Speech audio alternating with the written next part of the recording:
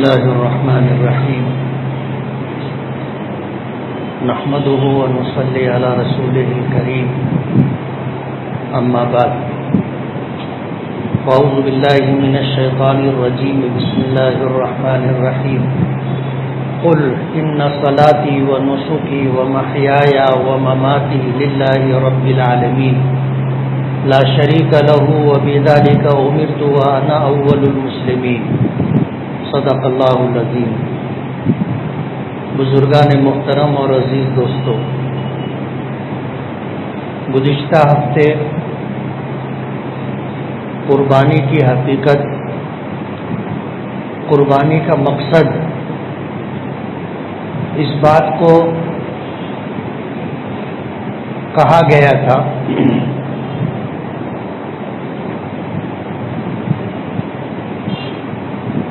عید الاضحیٰ سے پہلے یہ آخری جمعہ ہے۔ قربانی کے بہت سارے مسائل ہیں، لیکن یہ حکم قربانی کا ہر ایک پر نہیں۔ اللہ تعالیٰ نے جس شخص کو صاحب نصاب بنایا ہے، جس پر زکوٰۃ فرض ہے، اس پر قربانی بھی واجب ہے، اور جس پر زکوٰۃ فرض نہیں ہے اس پر قربانی واجب نہیں۔ لیکن اگر کوئی شخص اللہ کی رضا و خوشنودی کے لیے قربانی کرتا ہے، یعنی ایک حصہ قربانی کا لیتا ہے، تو یہ اللہ کے نزدیک پسندیدہ عمل۔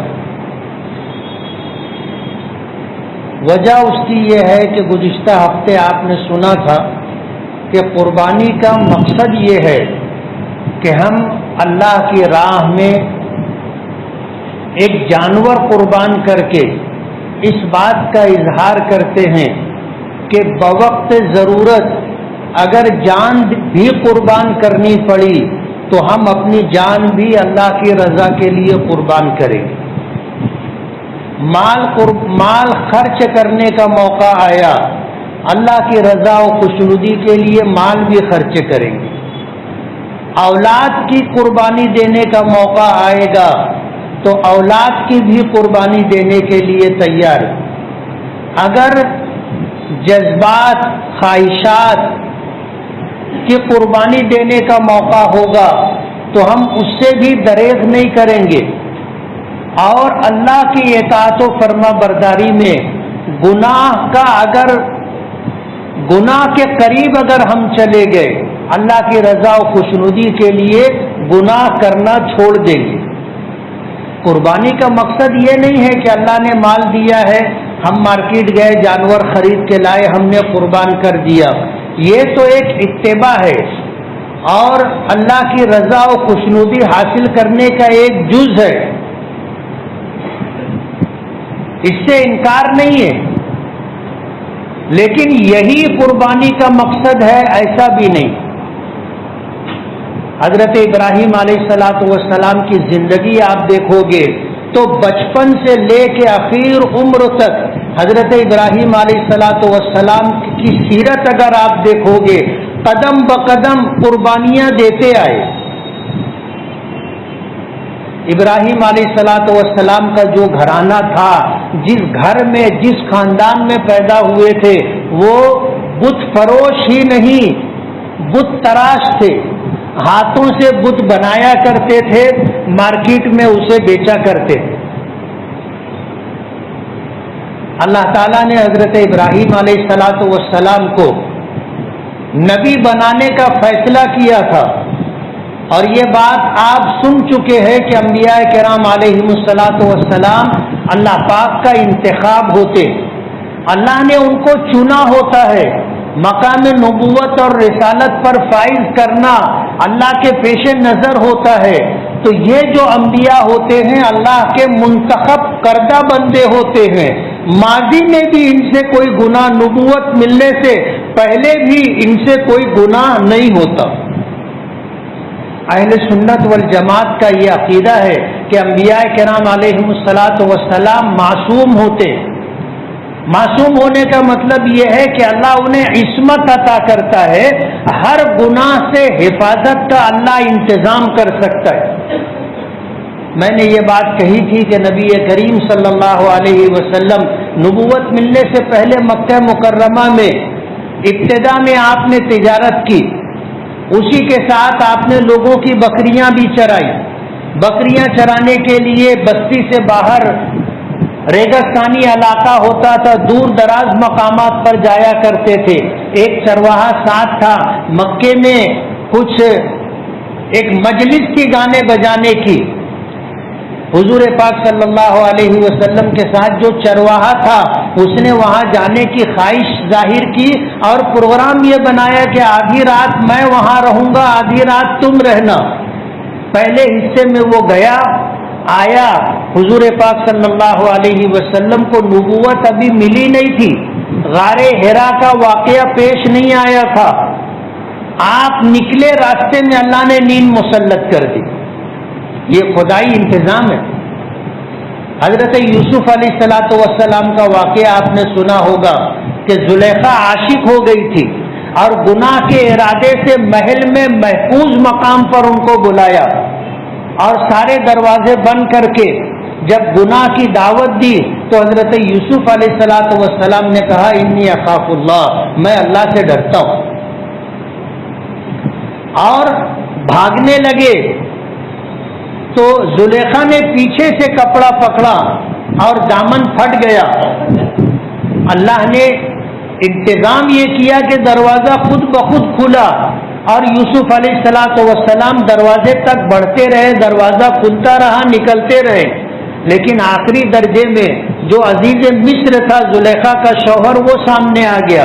جب زلیخا نے اپنے شوہر کو دیکھا تو یوسف علیہ السلام پر الزام رکھ دیا کہ یہ ایسا شخص ہے جس نے میری عزت پر ہاتھ ڈالے۔ ظاہر بات ہے ایک طرف عزیز مصر کی طرف بیوی ہے اور دوسری طرف ایک غلام ہے خریدا ہوا۔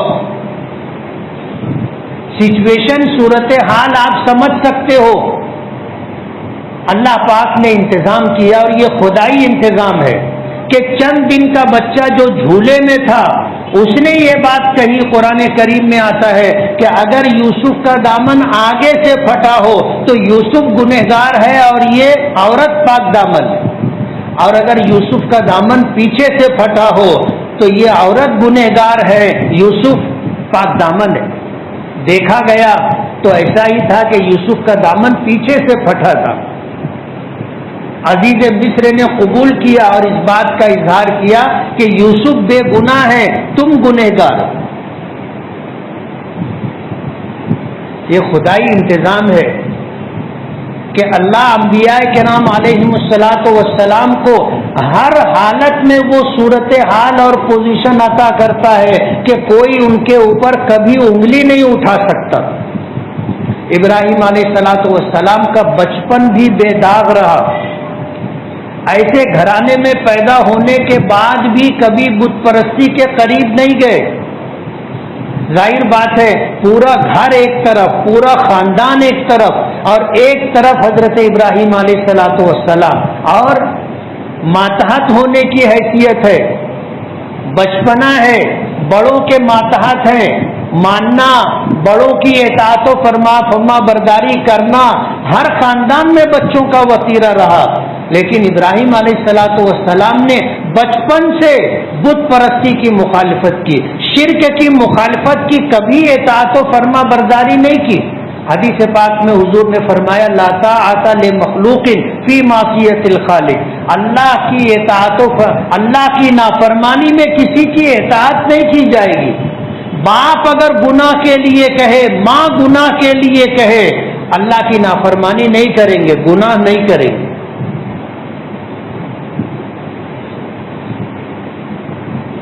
یہ وہ پیمانہ ہے، کسوٹی ہے، اطاعت و فرما برداری کی حد ہے۔ ہم ہر انسان کی جس کی اطاعت لازم ہے کریں گے، لیکن کہاں تک؟ جہاں تک اللہ کی نافرمانی کا موڑ نہیں آئے گا۔ اگر کوئی ہم سے جھوٹ بولنے کے لیے کہے، چوری کرنے کے لیے کہے، غیبت کرنے کے لیے کہے، نہیں مانیں گے اس کی بات، پھر کہنے والا کوئی بھی ہو۔ اللہ کی نافرمانی میں کسی کی اطاعت و فرما برداری نہیں۔ ایک وقت آیا یوسف علیہ السلام کو گھر سے نکالا گیا، ہجرت کرنے پر مجبور ہو گئے۔ اپنی بیوی حضرت سارہ رضی اللہ تعالی عنہا، اپنے بھتیجے حضرت لوط، اللہ نے جن کے لیے مستقبل میں نبی بننا طے کیا تھا، یہ 3 لوگ بستی چھوڑ کر، گھر چھوڑ کر، خاندان چھوڑ کر کے نکل گئے۔ عراق کے علاقے کرد کے رہنے والے تھے، ہجرت کر کے ملک شام چلے گئے۔ راستے میں عجیب و غریب واقعات پیش آئے۔ مصر پہنچے، اللہ پاک نے حضرت ہاجرہ عطا کر دی۔ مصر کا جو بادشاہ تھا، اس کے حدود سلطنت میں اگر کوئی خوبصورت عورت ہو اور اس پر نظر پڑ جائے تو وہ اپنے حرم میں اٹھوا کے بلوا لیا کرتا تھا۔ حضرت سارہ رضی اللہ تعالی عنہا کے ساتھ بھی یہی ہوا۔ اللہ نے حضرت سارہ کی حفاظت فرمائی۔ جب محل میں پہنچایا گیا اور برائی کے ارادے سے جب بادشاہ نے قدم آگے بڑھایا تو زمین نے اس کے پیر پکڑ لیے۔ ظاہر بات ہے کسی کے ساتھ اگر اس طرح کا واقعہ پیش آئے کہ پختہ زمین ہو، فرش ہو، اور آدمی آگے بڑھے اور اس کا پیر زمین میں دھنس جائے اور اس طرح دھنس جائے کہ وہ پوری طاقت لگا کر کے بھی اپنا پیر باہر نہ نکال سکے، تو اس کے ذہن میں لا محالہ یہ بات آئے گی کہ یہ کیا صورتحال ہے۔ اس نے فوراً حضرت سارہ سے معافی مانگی اور یہ سمجھ گیا کہ یہ کوئی اللہ کی وہ بندی ہے جس کے ساتھ یہ معاملہ اللہ کو گوارا نہیں۔ معافی مانگی اور دعا کروائی، زمین نے پیر چھوڑ دیے، لیکن شیطان اور خواہش پھر غالب آئی، پھر برائی کے ارادے سے بڑھا تو یہی صورتحال ہوئی۔ تیسری مرتبہ پھر اسی طرح ہوا تو اس نے اپنی بیٹی ہاجرہ حضرت سارہ رضی اللہ تعالی عنہا کو دے دی کہ یہ زندگی بھر آپ کی خدمت کرے۔ حضرت سارہ جب آئی تو ساتھ میں بادشاہ وقت کی بیٹی ہاجرہ بھی تھی۔ مصر سے آگے بڑھے، ملک شام پہنچے۔ ظاہر بات ہے پردیش ہوتا ہے، اپنے گھر کی جو راحت ہے، اپنے وطن کی جو راحت ہے وہ پردیش میں نہیں ملتی۔ جو پردیش میں رہا ہو اسے پتا ہوتا ہے کہ وطن کیا ہوتا ہے اور پردیش کیا ہوتا ہے۔ پردیش میں آدمی ہوتا ہے، نہ کسی کی خوشی رہتی ہے، نہ کسی کا غم رہتا ہے، آدمی اکیلا ہوتا ہے، کوئی رشتہ داری نہیں، کوئی جان پہچان نہیں، اکیلا ہوتا ہے، کوئی غمخوار، کوئی ہمدرد کوئی نہیں ہوتا۔ حضرت ابراہیم علیہ السلام ملک شام پہنچے، وہاں بھی آزمائشیں تھی، امتحانات تھے، حالات تھے۔ ابراہیم علیہ السلام نے اللہ کے حکم و خواب دیکھا، بیٹے کو قربان کر رہے ہیں، اللہ کے حکم پر تیار ہو گئے۔ ایک دن 100 اونٹوں کی قربانی دی، 2 دن 100 اونٹوں کی قربانی دی، 3 دن 100 اونٹوں کی قربانی دی، اور اس کے بعد دل یہ فیصلہ کر چکا کہ انبیاء کرام کا خواب بھی وحی ہوتا ہے اور یہ اللہ کا حکم ہے، مجھے اپنے بیٹے کی قربانی کرنی ہے۔ اور قربانی کے ارادے سے ملک شام سے چلے اور اپنے بیٹے اور اپنی بیوی ہاجرہ کو مکہ مکرمہ، اس وقت مکہ نہیں تھا، شہر نہیں تھا، ایک ویران ریگستان تھا، پانی نہیں، سایہ نہیں، کوئی آبادی نہیں، کچھ نہیں، اس مقام پر اپنے بیٹے اور بیوی کو چھوڑ کر کے آئے تھے۔ اللہ کا حکم تھا، اللہ کا حکم تھا، اس کی تعمیل کی تھی۔ ایک لمحے کے لیے آپ سوچو کہ سینکڑوں میل کے علاقے میں کوئی آبادی نہیں، پانی کا ایک قطرہ نہیں، سایہ نہیں، ایسے مقام پر کسی عورت کو اس کے دودھ پیتے بچے کے ساتھ اگر چھوڑا جائے تو اس کے دل کی کیا کیفیت ہوگی؟ اور چھوڑنے والے شخص جو شوہر بھی ہو اور بڑھاپے کی اولاد، ایک بیٹا اور اس کو اس مقام پر چھوڑنے کے لیے کہا جائے، باپ کے دل کی کیا کیفیت ہو؟ سننا آسان لگتا ہے، بولنا آسان لگتا ہے، لیکن ایک لمحے کے لیے آدمی اگر سوچے کہ یہ کیا ہے تو اسے اندازہ ہوگا کہ یہ اللہ پاک کا وہ حکم ہے جس کی تعمیل اللہ کا نبی ہی کر سکتا ہے، عام انسان کے بس کی بات نہیں ہے۔ جب بیوی بچے کو چھوڑا اور جانے لگے تو حضرت ہاجرہ نے آگے بڑھ کر پیچھے سے دامن پکڑ لیا تھا اور پوچھا تھا کہ ابراہیم تم ہمیں یہاں کہاں چھوڑ کے جا رہے ہو؟ یہاں آبادی نہیں ہے، پانی نہیں ہے، کوئی سایہ نہیں ہے، زندگی گزارنے کے لیے کوئی انتظام نہیں ہے، تم ہمیں یہاں کہاں چھوڑ کے جا رہے ہو؟ ابراہیم علیہ السلام میں کہنے کی سکت نہیں تھی۔ حدیث پاک میں آتا ہے آسمان کی طرف ایسے اشارہ کیا تھا، یا بعض روایتوں میں آتا ہے کہ جب حضرت ابراہیم نے کچھ جواب نہیں دیا اور حضرت ہاجرہ کو جواب نہیں ملا تو حضرت ہاجرہ نے کہا کہ کیا یہ اللہ کا حکم ہے؟ تو حضرت ابراہیم نے اشارے سے آسمان کی طرف ہاتھ اٹھا کر کے جواب دیا کہ ہاں یہ اللہ کا حکم ہے۔ تو حضرت ہاجرہ نے اس وقت کہا تھا اذن لا یضیعنا، کہ اگر یہ اللہ کا حکم ہے تب تو اللہ ہمیں ضائع نہیں کرے گا، اللہ ہمیں پالے گا، ہماری حفاظت کرے گا اور زندگی کے لیے ہمارے لیے انتظام کرے گا، اور اللہ نے سب کچھ کر کے دیا۔ قصہ مختصر یہ کہ حضرت اسماعیل جہاں ایڑیاں رگڑ رہے تھے وہاں سے زمزم کا پانی اللہ نے جاری کیا، چشمہ اللہ نے پیدا کیا، اور آج تک وہ چشمہ جاری ہے، اور دنیا کا یہ واحد پانی ہے پوری دنیا کا۔ یہ صرف عقیدت کی بات نہیں ہے، لوگوں نے تحقیق کر لی، تحقیق کے بعد اس نتیجے پر پہنچے کہ یہ دنیا کا واحد پانی ہے کہ جس میں پیاس بجھانے کے ساتھ ساتھ جسم کو جو غذا چاہیے اس پانی کے اندر غذائیت بھی موجود ہے۔ بس یہی پانی پیتے رہے، یہ پانی حضرت ہاجرہ اور حضرت اسماعیل کی غذائی ضرورت بھی پوری کرتا تھا اور پیاس بھی بجھاتا تھا۔ آج بھی یہی صورتحال ہے، اللہ نے اس پانی میں آج بھی وہ تاثیر رکھی ہے۔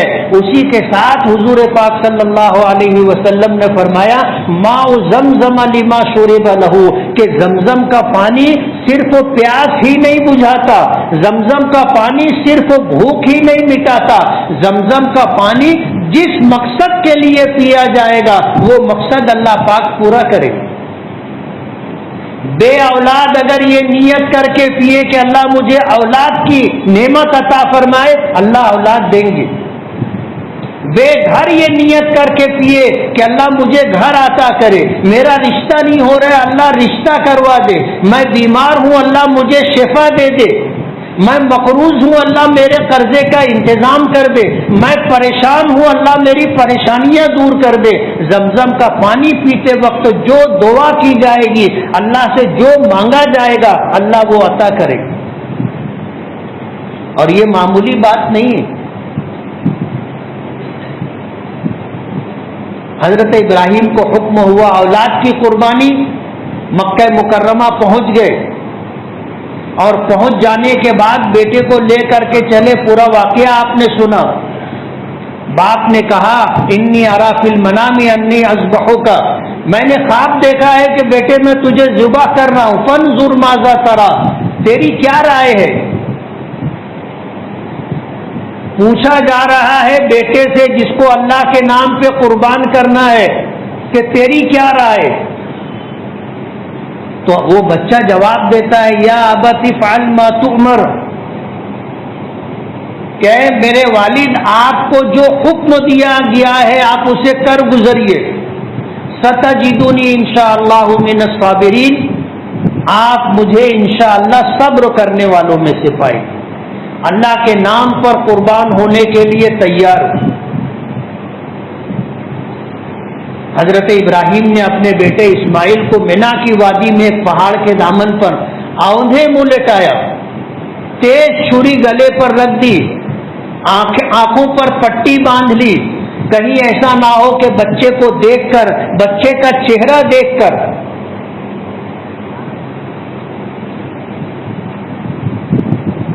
अल्लाह के हुक्म की तामील में कहीं कोताही ना हो जाए। आंखों पे पट्टी बांध ली, गले पे छुरी रखी और छुरी चला दी। मैंने वाकया सुनाया था कि जिब्राइल को अल्लाह का हुक्म हुआ कि जन्नत से दुम्बा लेकर के जाओ और छुरी के नीचे से इस्माइल का गला निकाल कर इस दुम्बे का गला रख दो, और ये भी आने वाहिद में, यानी पलक झपकने में जो वक्त लगता है उससे कम वक्त में हुक्म की तामील होनी चाहिए। फरिश्तों के सरदार हजरत जिब्राइल, अल्लाह ने उन्हें जो कुव्वत और ताकत, जो सलाहियत अता की है, अंदाजा नहीं किया जा सकता। आने वाहिद में जन्नत से दुम्बा लेकर के आए, आ करके अल्लाह के हुक्म की तामील की, इस्माइल का गला छुरी के नीचे से निकाल कर दुम्बे का गला रख दिया और इब्राहिम अलैहिस्सलातु वस्सलाम ने छुरी चला दी, आंखों पर पट्टी बंधी थी। ये नहीं दिखा था कि इस्माइल को हटा लिया गया है और दुम्बे का गला रख दिया गया है। इब्राहिम अलैहिस्सलातु वस्सलाम तो समझ रहे थे कि मैं अपने बेटे की कुर्बानी दे रहा हूं, और छुरी चला दी, कुर्बानी दे दी। किताबों में आता है कि हजरत जिब्राइल ने अल्लाह के हुक्म की तामील की, और जब हजरत इब्राहिम ने अल्लाह के हुक्म की तामील में जब छुरी चला दी तो हजरत जिब्राइल की जुबान से निकला था अल्लाहु अकबर, अल्लाहु अकबर।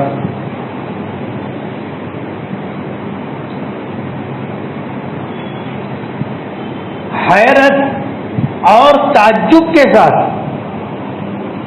जिब्राइल जैसे फरिश्ते को भी इस मकाम पर यह कहना पड़ा अल्लाहु अकबर, अल्लाहु अकबर। ये मामूली बात नहीं है। कुरान करीम कहता है क़द सद्दक़्त रुया, इब्राहिम तुमने अपना ख्वाब सच कर दिखाया। इन्न हाज़ा लहुवल बलाउल मुबीन, ये बहुत सख्त इम्तिहान, बहुत बड़ी आजमाइश थी। जिब्राइल ने कहा अल्लाहु अकबर, अल्लाहु अकबर। इब्राहिम अलैहिस्सलातु वस्सलाम ने अपनी आंखों से जब पट्टी हटाई और देखा कि इस्माइल जिंदा और सलामत है, जिब्राइल खड़े हैं, तो हजरत इब्राहिम ने कहा था ला इलाहा इल्लल्लाहु अल्लाहु अकबर, ला इलाहा इल्लल्लाह, अल्लाह के सिवा कोई माबूद नहीं है। इताअत और फरमाबरदारी अल्लाह की है, हर कदम पर अल्लाह की इताअत और फरमाबरदारी की जाए, ला इलाहा इल्लल्लाह। और जब हजरत इस्माइल ने देखा कि जिब्राइल ने कहा है अल्लाहु अकबर, अल्लाहु अकबर, और हजरत इब्राहिम वालिदे गिरामी ने कहा ला इलाहा इल्लल्लाह, तो हजरत इस्माइल ने कहा वल्लाहु अकबर वलिल्लाहिल हम्द, कि सबसे बड़ी जात तो अल्लाह की, इताअत व फरमा बरदारी उसी की होगी, वलिल्लाहिल हम्द, और हर तरह की हम्द और तारीफ सिर्फ अल्लाह की। ये जो तकबीर तशरीक पढ़ी जाती है, इस तकबीर तशरीक का पस मंजर ये है कि हजरत इब्राहिम ने अपने बेटे इस्माइल की कुर्बानी दी, हजरत जिब्राइल की जुबान से निकला अल्लाहु अकबर, अल्लाहु अकबर, और हजरत इब्राहिम ने कहा ला इलाहा इल्लल्लाह, और हजरत इस्माइल ने कहा वल्लाहु अकबर वलिल्लाहिल हम्द। 9वीं तारीख 9वीं जिलहिज्जा से, सुबह की नमाज से लेकर के 13 जिलहिज्जा तक, ये 5 दिन 23 नमाजों के अंदर हर फर्ज नमाज के बाद, मर्द हो, औरत हो, मुकीम हो, मुसाफिर हो, जवान हो, बूढ़ा हो, हर एक के लिए फर्ज नमाज के बाद एक मर्तबा ये तकबीर तशरीक पढ़ना वाजिब है। मर्द बुलंद आवाज से पढ़ेंगे और ख़वातीन पस्त आवाज से पढ़ेंगी। हर फर्ज नमाज के बाद ये तकबीर पढ़ना वाजिब है। तो कुर्बानी का मकसद ये नहीं है कि अल्लाह ने माल दिया है, गए जानवर लाए, ला करके ज़िबा कर दिया। ये तो हुक्म की तामील का एक हिस्सा है। اتباع و فرما برداری یہ ایک جز ہے، لیکن در حقیقت آدمی اپنی جان، مال، اولاد، جذبات سب کچھ اللہ کے راہ میں قربان کرنے کے لیے تیار رہے۔ یہ وہ پس منظر ہے اور قربانی کا وہ یہ مقصد ہے۔ اور یہ قربانی، یہ حکم صرف ہمیں ہی نہیں دیا گیا، قربانی کا یہ عمل ہر ملت میں رہا، ہر ملت میں۔ حضرت آدم علیہ السلام کے زمانے سے یہ سلسلہ جاری ہے۔ حابیل و قابیل کا واقعہ آپ نے سنا ہوگا، اگر ذہن میں ہوگا، دونوں نے اللہ کی راہ میں قربانی دی تھی، اور حابیل کی قربانی قبول ہو گئی تھی، قابیل کی قربانی قبول نہیں ہوئی تھی۔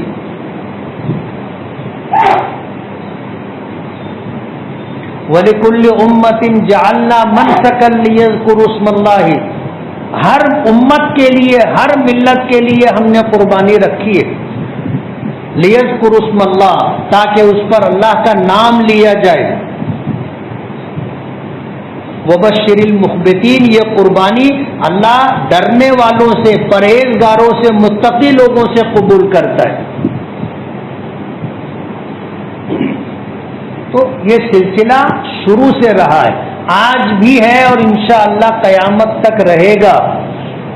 اور ہم اللہ کو راضی کرنے کے لیے، اللہ کے حکم کی تعمیل میں اور ان جذبات کے اظہار کے لیے ہم قربانی کرتے ہیں کہ ہم جان ہو، مال ہو، اولاد ہو، خواہشات نفسانی ہو، گناہوں کا چھوڑنا ہو، سب کچھ کرنے کے لیے ہم تیار ہیں۔ قربانی کا مقصد کسی کو تکلیف دینا، قربانی کا مقصد کسی کو اذیت پہنچانا نہیں ہے۔ ہم تو اللہ کی رضا کے لیے یہ عمل کرتے ہیں، اور ہر ملت کے اندر یہ رہا ہے، صرف ہمارے ہی لیے یہ حکم ہے ایسا نہیں ہے۔ تو اس پس منظر کے ساتھ آدمی کو قربانی کرنا چاہیے، دکھاوا، نام و نمود، ریا اور شہرت نہیں، اللہ کی رضا پیش نظر ہو۔ ہر صاحب نصاب پر قربانی واجب ہے، اگرچہ ہم پر قربانی واجب نہ ہو تو بھی ہمیں اللہ کو راضی کرنے کے لیے، ہم بھی تو حضرت ابراہیم کو، حضرت اسماعیل کو مانتے ہیں، ہم بھی تو ان واقعات کی سچائی کا یقین رکھتے ہیں، اللہ کی بارگاہ میں اپنے جذبات کو پیش کرنے کے لیے سال میں ایک مرتبہ قربانی، ہر مہینہ نہیں ہے، ہر ہفتہ نہیں ہے، ہر دن نہیں ہے، سال میں ایک مرتبہ۔ ظاہر بات ہے جو صاحب نصاب ہے وہ تو کرے گا، جو صاحب نصاب نہ ہو اس کو بھی چاہیے کہ اگر کر سکتا ہو تو قربانی کرے، ایک حصہ لے کر ہی صحیح۔ پورا جانور خریدنا اور پورا جانور ذبح کرنا ضروری نہیں ہے، ایک حصہ بھی آپ خرید کر کے اللہ کو راضی کرنے کے لیے یہ عمل کر سکتے۔ قربانی آپ نے کی ہے، جانور کی قربانی کی ہے، گوشت ہو اس کے 3 حصے کرے، ایک حصہ اپنے لیے، اپنے اہل و عیال کے لیے، ایک حصہ اپنے رشتہ داروں کے لیے، پڑوسیوں کے لیے، اور ایک حصہ غریبوں کے لیے۔ آپ کریں یہ کام۔ بقرعید کے دن، باسی اور سیواسی کے دن 3 دن قربانی ہوتی ہے، مارکیٹ میں گوشت نہیں بکتا۔ اب جن کے یہاں گوشت نہیں پہنچا ان کے گھر دال پکانے کی نوبت آتی ہے، سبزی بنانے کی نوبت آتی ہے، مارکیٹ میں ان کو گوشت ملتا نہیں ہے۔ اس لیے اپنے ساتھ ساتھ دوسروں کا بھی خیال رکھیں۔ ڈیپ فریزر بھرنے سے اور فریج بھر کر رکھنے سے بہتر یہ ہے کہ آپ اسے اپنے متعلقین، پڑوسیوں میں، رشتہ داروں میں، غریبوں میں تقسیم کریں۔ اور ابھی تو کیا ہے، انڈکلیئر لوڈ شیڈنگ ہو رہی ہے، آپ نے فریزر اگر بھر دیا اور بجلی گئی تو یہ سب خراب ہو جائے گا۔ اس لیے اللہ کی رضا کے لیے یہ عمل کیا جائے، اللہ اس پر راضی اور خوش ہوگا۔ ایک مسئلہ بتا کر اپنی بات ختم کروں گا کہ قربانی کے جانور میں اگر آپ نے حصہ لیا اور 7 لوگ حصے دار ہیں، ایک آدمی کی بھی اگر نیت गोश्त खाने की होगी तो कुर्बानी किसी की भी नहीं होगी।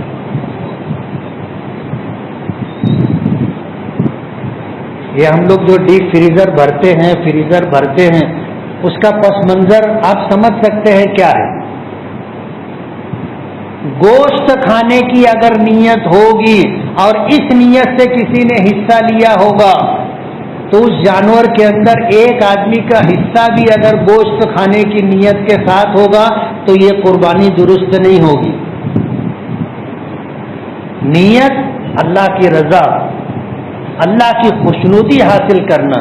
गोश्त तो आदमी खाएगा ही, लेकिन नीयत गोश्त खाने की नहीं होनी चाहिए। अल्लाह ताला हमें अमल की तौफीक अता फरमाए। व आखिर दावाना अनिल हम्दुलिल्लाहि रब्बिल आलमीन।